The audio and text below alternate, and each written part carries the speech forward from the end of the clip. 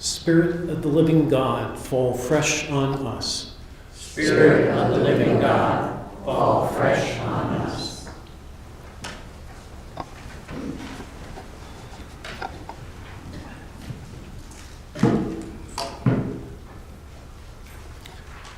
Take off the garment of your sorrow and affliction, O Jerusalem, and put on forever the beauty of the glory of God. This is the way you and I prepare the way of the Lord into our lives, into this congregation, and into our communities. I truly love the language of Baruch. Take off the garment of sorrow and affliction and put on the glory of God. During the second week of Advent in 1991, I was a seminarian in the Roman Catholic New York Archdiocese. On the eve of Advent 2, on a Saturday evening much like this one, the seminary had their annual major concert where the entire seminary choir sang. The seminary knew how to do ceremony and beautiful liturgy. The services were very formal. We were required to keep our cassock and surplice pressed and our shoes shined, ready for inspection at all times. Exceptions were written up, and an impediment to ordination. In the midst of all this formality and beauty was Bruce Jackson, a fellow seminarian a few years ahead of me. Bruce had cancer and was dying. And right after the annual concert was going to be ordination. He just barely made it to ordination. And then 2 weeks later, the Cardinal Archbishop was doing his funeral. At the concert, he decorated his surplice with Christmas tree lights. So under this surplice and his cassock, he put on all these Christmas tree lights, and it was glowing throughout this beautiful sanctuary. His creative decoration was a major infraction of the expected order of the seminarians in procession. And at the same time, Bruce's action took off his affliction and replaced with his own sense of God's glory. You and I are invited to take off the garment of our affliction and sorrow and put on the garment of the glory of God. Today, we each receive a powerful invitation that requires our response, that reveals where we are on the journey of faith. There are so many possible responses to this invitation. Here are some responses I thought of. Maybe you can think of others. The garment I'm wearing now is just fine. I don't need a change. Who are you to tell me that I need a change in my garment? I don't want a new garment. I have no afflictions of sorrow in my life. I'm just fine as I am. Go away, God. Not me, not now. Don't bother me. To avoid these common, fully human responses to the invitation of Baruch and of God, we need a spiritual discipline to help us move forward. Tonight's the evening of stories. A long time ago, I had a woman friend who had a daily practice, indeed, a spiritual discipline of putting on and taking off her jewelry in a similar way as Baruch speaks of garments. For the purpose of this story, Mary, her fictional name, of Irish descent, had the practice of putting on generations of women before her in their jewelry, now handed down to her through legacy gifts. Mary described this practice as where she put on the necklace of her great-grandmother, and she prayed that she would also put on her determination as she put on this necklace. As Mary put on the ring of her grandmother, she prayed that she would also put on her fierce loyalty to the Christian life and commitment to her baptismal covenant. As Mary put on the jewel-speckled belt of her mother, she prayed that she would be filled with joy and celebrate life.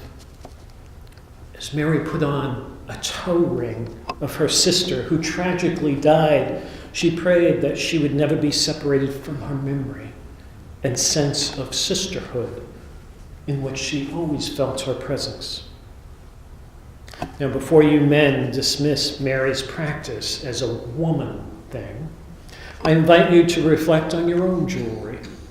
Perhaps you wear your father's ring or cherish a medal given to you as a child or as a decorated officer in the military. We all have jewelry or some accessories that we cherish and sometimes put on, but do we remember the way these accessories ground us in who we are before God? We probably, in one way or the other, could resonate with Mary's daily discipline. In the evenings, as Mary took off the necklace and other pieces of jewelry, she would offer thanks for the strength received and the continuity of relationship with the many women throughout her family history. I'm sure you know where I'm going with these reflections.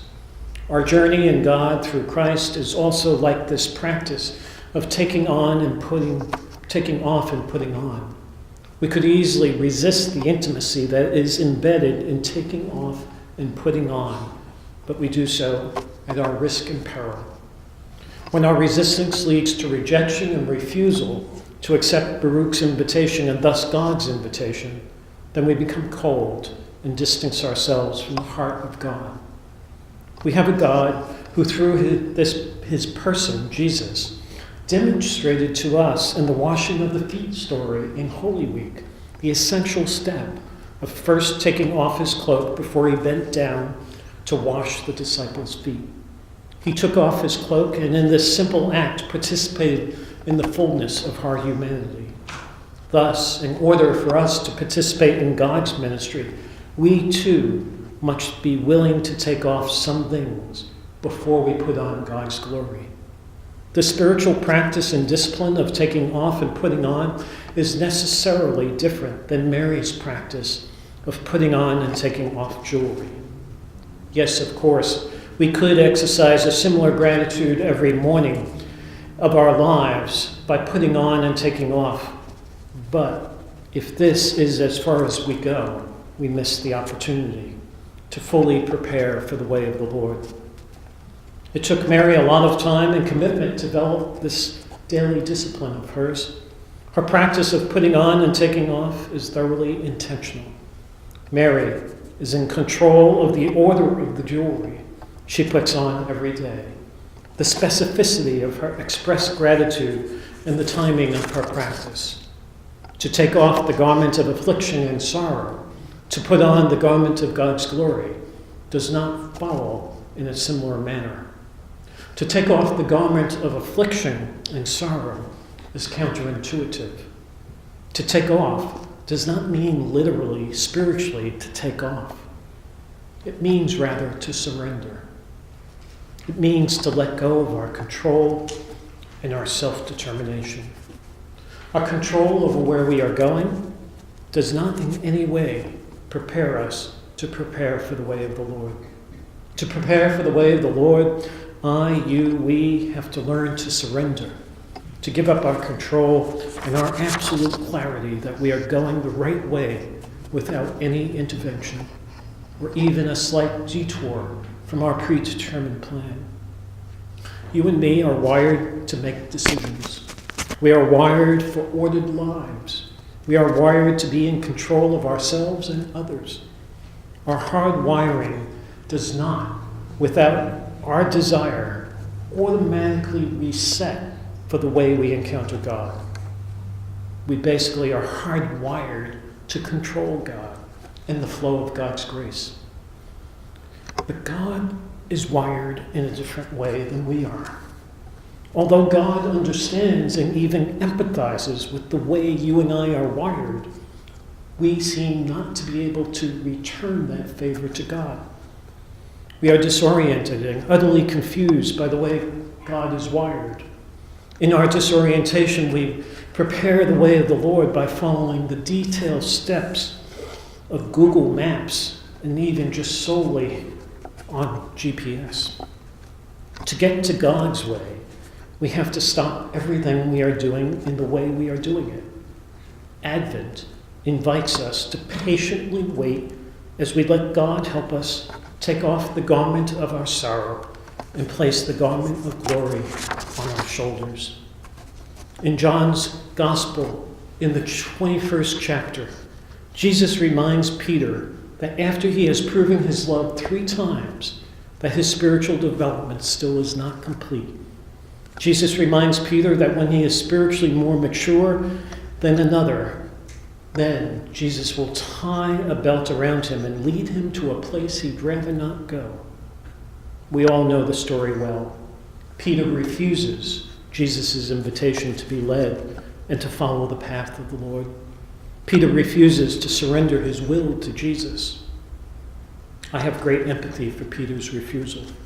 To surrender ourselves to God's pathway for ourselves is counterintuitive to the way we are hardwired. And there's no simple 3 to 5 principles that I can offer you this evening that help us surrender ourselves to God. When we do surrender ourselves, we generally feel a great weight removed from our shoulders. When we do surrender ourselves, we sometimes weep with joy for the release of the need to control and be solely responsible, to be in charge.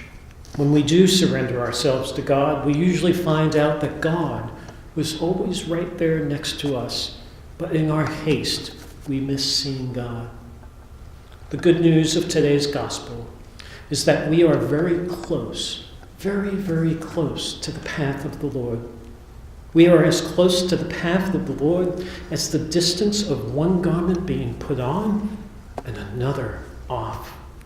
There is nothing deeply mysterious about taking off and putting on one garment for the other, but the simple act of letting it be done to us. God bless you.